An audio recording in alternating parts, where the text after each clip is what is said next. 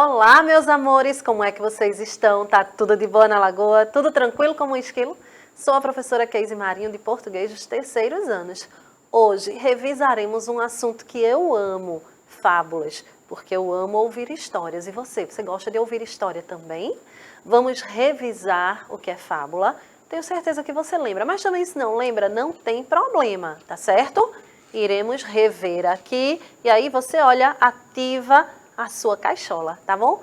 Antes, vamos dar as boas-vindas à professora Kátia, que está no chat conosco, esperando a sua participação.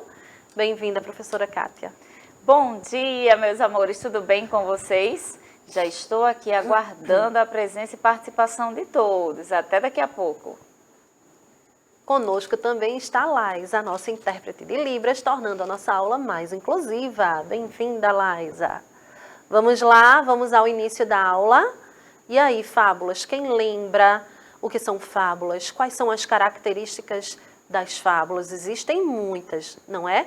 A fábula é um gênero textual. E aí, vamos relembrar o que são gêneros textuais? São aqueles tipos de textos que têm as suas classificações, não é? De acordo com o assunto em questão, de acordo com as suas características. Então, uma receita é um gênero textual, ensina a fazer uma comida, um bolo gostoso. A bula é um outro gênero textual. E o que é que ensina a bula? A tomar um remédio, de quantas em quantas horas tem que tomar, por quantos dias. Não é assim? Notícias é um outro gênero textual. E aí que traz informações da atualidade, não é? Informações verídicas, verdadeiras. E assim por diante, tá, gente? Existem vários tipos de gêneros textuais. E a fábula é mais um gênero textual. E o que são fábulas mesmo, quem lembra? São histórias curtinhas que podem ser escritas ou contadas oralmente. E por ser contada oralmente, geralmente as fábulas têm mais de uma versão para a mesma história, certo? Ela já faz parte do nosso folclore, não é? Já faz parte da tradição do povo brasileiro. Não é assim? E quando que surgiu a fábula? A fábula, gente, surgiu há muito e muito tempo, lá no Oriente, mas foi desenvolvida por um escravo chamado Esopo. E Esopo viveu na Grécia Antiga 600 anos antes do nascimento de Cristo. Se Cristo nasceu há 2022 anos, que é o ano que a gente está, imagina, 600 anos antes de 2022, ou seja, há quase 3.000 anos, não é? Que Esopo existiu e que ele propagou a fábula lá na Grécia Antiga. Ele contava muitas histórias assim para dar lição de moral, porque, olha só, a fábula tem esse caráter educativo, certo? Ao final de cada fábula, de cada história, nós aprendemos uma lição, certo, gente? Olha só, ela tem caráter moral e educativo, traz ensinamentos sobre a nossa vida. Então, a gente não precisa passar por determinada coisa para aprender com aquilo. A gente pode aprender com as vivências de outras pessoas ou com histórias que nós escutamos. Não é assim? Tem até um ditadozinho que diz assim, olha, se conselho fosse bom, não se dava, se vendia. Não é verdade? Então, a gente precisa escutar os conselhos dos mais velhos, porque imagina se a gente tivesse que comprar um conselho. Não, né? E aí, o conselho é dado. E aí, quando a mamãe, quando a vovó, quando o papai falar com você, não faz tal coisa, porque já aconteceu comigo isso, isso e aquilo. Escutem, minha gente. Escutem o conselho, escutem essa lição de moral, tá certo? Que os mais velhos sempre nos dão. E as fábulas trazem muito isso também, esse caráter educativo, como eu disse, tá? Professora Kátia, se alguém falar alguma coisa, me chama, certo? Quem já está por aqui é Samara, Lázaro e Isabela, estão nos acompanhando. Olá, meninos, meninas, Samara, Lázaro, Isabela, Lucas, tantas crianças aí nos assistindo, nas escolas também, não é? Um beijo para todas as escolas aí que estão ao vivo, ligadinhas aqui com a gente. Então, gente, algumas características das fábulas. Nas fábulas, os personagens são animais que apresentam um comportamento humano, tá? Na vida real, os animais não têm um comportamento humano, eles têm um comportamento próprio de cada raça, não é assim? Mas nas fábulas não, nas fábulas eles parecem seres humanos, em corpo de animal, tá? A narrativa é sempre na terceira pessoa. Quais são essas pessoas aqui? Olha só, eu, tu, ele. São as três primeiras pessoas do singular, não é assim? Quando a gente vai conjugar um verbo, eu é a primeira pessoa, é quem fala, eu estou falando. Tu é a pessoa com quem eu falo. Eu estou falando com a professora Kátia. Tu, eu estou falando com tu, Lázaro. Aí, você me assistindo, Isabela. Ele ou ela é de quem se fala, tá certo? Então, aqui, a fábula sempre é na terceira pessoa. O leão, o rato, então ele, não é? A águia, ela, é sempre assim. A primeira pessoa não participa da história, então o narrador não participa. Se eu vou contar uma história para vocês, eu não posso começar assim, eu estava na floresta, eu vi o leão. Não, porque eu não participo, eu sou a primeira pessoa. É sempre ele ou ela, a terceira pessoa, certo? Existem também várias versões para a mesma fábula, como já foi dito aqui. Por quê? Porque as fábulas, lembra que eu disse que são historinhas curtinhas que podem ser passadas oralmente, de boca em boca? E aí, quando a gente conta oralmente uma história, gente, geralmente as pessoas tendem a mudar uma partezinha ou outra, e aí acaba tendo várias versões, não é assim? Não apenas com as fábulas, mas também com as cantigas de rodas. Existem muitas cantigas de rodas que a gente canta de uma forma, nossa amiga já canta de outro jeito, eu já escutei na TV de outra maneira, não é assim? As pessoas tendem a modificar um pouco, de acordo com a região onde vivem. Então mudam uma certa palavra, entenderam? As pessoas que moram no Nordeste falam de uma forma, quem mora no Sul já fala de outra forma. Então, aquela cantiga ou aquela fábula, aquela historinha que está sendo contada, eu vou utilizar palavras da minha região, não é? Palavras que eu conheço do meu vocabulário e também posso mudar o final da história ou não, por ser contada oralmente, cada um conta do jeito que quiser, não é verdade? Existem também os personagens tipo, já falamos sobre isso aqui.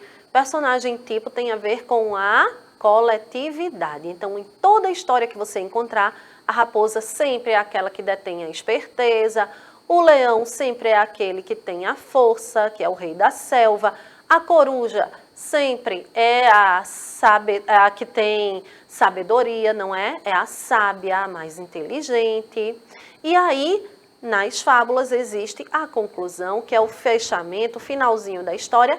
E nesse finalzinho sempre tem o quê? Um ensinamento moral. Tem uma lição de moral, que é aquele conselhinho que eu falei no começo da aula, sabe? E que aí a gente aprende com ele, a gente aprende com essa lição de moral, tá certo?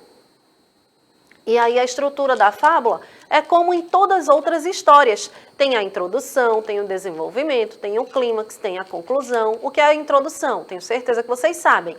É o início da história, a apresentação das personagens. O desenvolvimento é o desenrolar da história, como a história está acontecendo. O clímax é o ponto máximo, o ponto alto da história, aquele momento de tensão.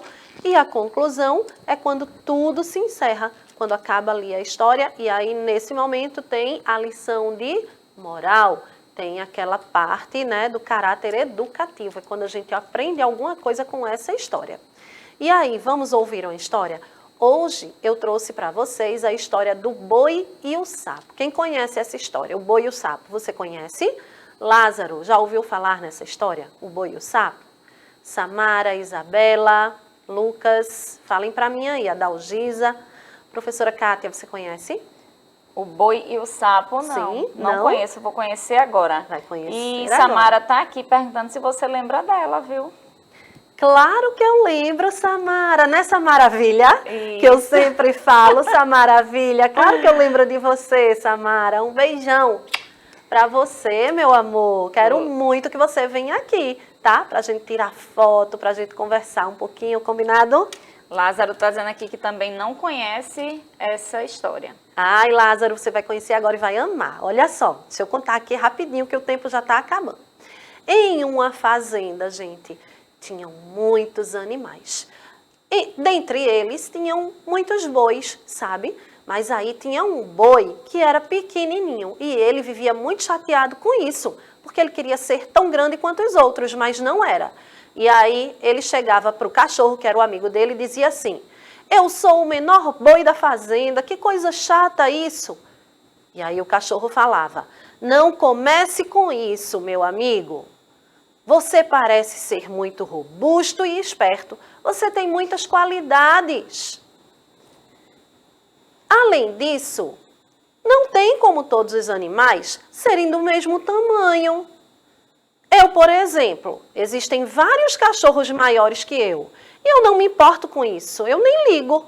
E aí o boi falou para o cachorro: ah, mas eu me importo. Eu não gosto de ser pequeno, eu queria ser grande igual aos outros. E aí ele saiu muito chateado dali. Do outro lado do lago, lá na fazenda, tá? Vivia um sapo muito arrogante. Esse sapo era muito metido, sabe por quê? Porque ele se achava maior do que todos os outros sapos. E, na verdade, ele era mesmo, ele era maior. E aí ele vivia falando: eu sou o maior sapo daqui, por isso que eu sou o rei desse lugar. De agora em diante eu decreto, eu sou o rei do lago. E os outros sapos ficaram muito chateados com isso e disseram assim: ah, não vem não, hein? Não existe nenhuma regra que diz isso. E a gente não precisa de nenhum rei. Ele falou: por que não? Toda a terra tem um rei. O leão, por exemplo, é o rei da selva. Então eu sou o rei do lago. E os outros sapos disseram: sim, mas o leão não é o maior. O elefante é maior que ele. E nem por isso o elefante fica brigando querendo ser o rei. O sapo ficou sem ter o que dizer, mas logo respondeu com sua arrogância: eu sou o rei e pronto. Os sapos ficaram revoltados e começaram a combinar. Precisavam dar uma lição naquele sapo, quando de repente encontraram aquele boi do início da história que se achava pequenininho. Só que diante dos sapos, aquele boi era muito grande. E eles ficaram admirados. Nossa, como você é grande! E o boi disse: eu não sou grande, eu sou o menor de todos. Aí o sapo: ah, mas pra gente você é grande sim. Você topa dar uma lição de moral em um sapo muito arrogante que tem aqui? Tem um animal. Aí o boi disse que sim, que topava, né? E aí os sapinhos foram lá no outro sapo grande metido e disse assim: olha só, sapo, tem um animal gigante do outro lado do lago e quer conhecer você. Ele está dizendo que é maior que você e que ele que vai ser o rei. Aí o sapo disse: ah, então vamos lá que eu quero conhecer quem é esse que quer ser o rei no meu lugar. Quando esse sapo viu aquele boi, ele ficou com muito medo, mas manteve a postura e disse: então você é o animal gigante que quer ser o rei desse lago? Aí o boi ficou assim, gaguejando, sem ter o que dizer. Os outros sapinhos disseram: é sim, ele é maior que você. E o sapo disse: ah, mas eu posso ficar do seu tamanho, viu, boi? E todos começaram a rir. Aí ele disse: ah, eu vou começar agora a inflar. E vocês vão ver que eu vou ficar maior que esse boi.